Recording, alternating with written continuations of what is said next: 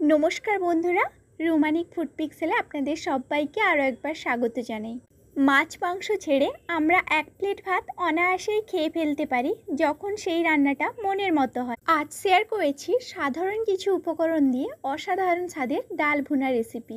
আশা করছি ভিডিওটি আপনাদের কাছে ভালো লাগবে। প্রথমেই আমি এখানে 1 কাপ পরিমাণে মসুর ডাল নিয়েছি, যেটা ছোট দানা বা বড় দানা যে কোনোটাই হতে পারে, কোনো সমস্যা নেই। এরপর জল দিয়ে ডালটাকে খুব ভালো করে ধুয়ে নিচ্ছি। যতক্ষণে না পরিষ্কার জল বের হয় ততক্ষণ খুব ভালো করে ধুয়ে নিচ্ছি। এরপর পর্যাপ্ত পরিমাণ জল দিয়ে আমি ডালটাকে 10 থেকে 15 মিনিটের জন্য ভিজিয়ে রাখছি। আরও বেশিক্ষণ সময় ধরে যদি ভিজিয়ে রাখা যায় তাহলে আরও খুব ভালো ফল পাওয়া যায়। যে কোনো ডাল রান্না করার আগে যদি ভিজিয়ে রেখে রান্না করা যায়, এটা খেতে যেরকম টেস্টি হয় ঠিক তেমনই ভিজিয়ে রাখার কারণে ডালের পুষ্টিগুণ অনেকাংশে বেড়ে যায়। এখন একটা কড়াইতে 2 চা চামচ সাদা তেল নিয়েছি। তেলটা যখন খুব ভালো মতো গরম হয়ে গেছে তখন এতে দিয়ে দিচ্ছি একটা তেজপাতা আর দিয়ে দিচ্ছি একটা শুকনো লঙ্কা। তেজপাতা আর শুকনো লঙ্কা থেকে যখন সুন্দর একটা গন্ধ বের হবে তখন এর মধ্যে দিয়ে দিচ্ছি একটা ছোট সাইজের পেঁয়াজ কুচোনো।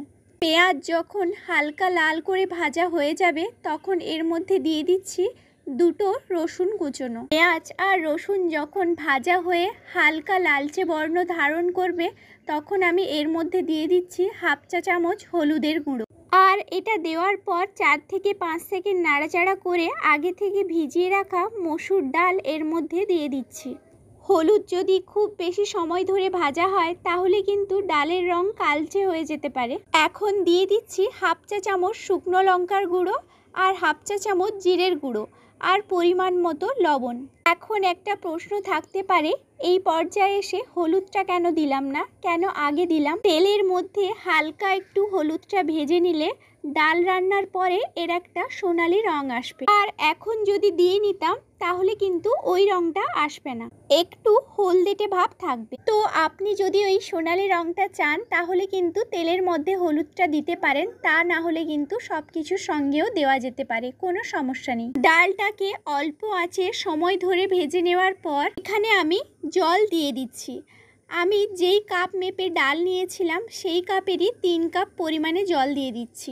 আমি 1 কাপ পরিমাণ ডাল নিয়েছিলাম, তার জন্য কিন্তু 3 কাপ জল যথেষ্ট।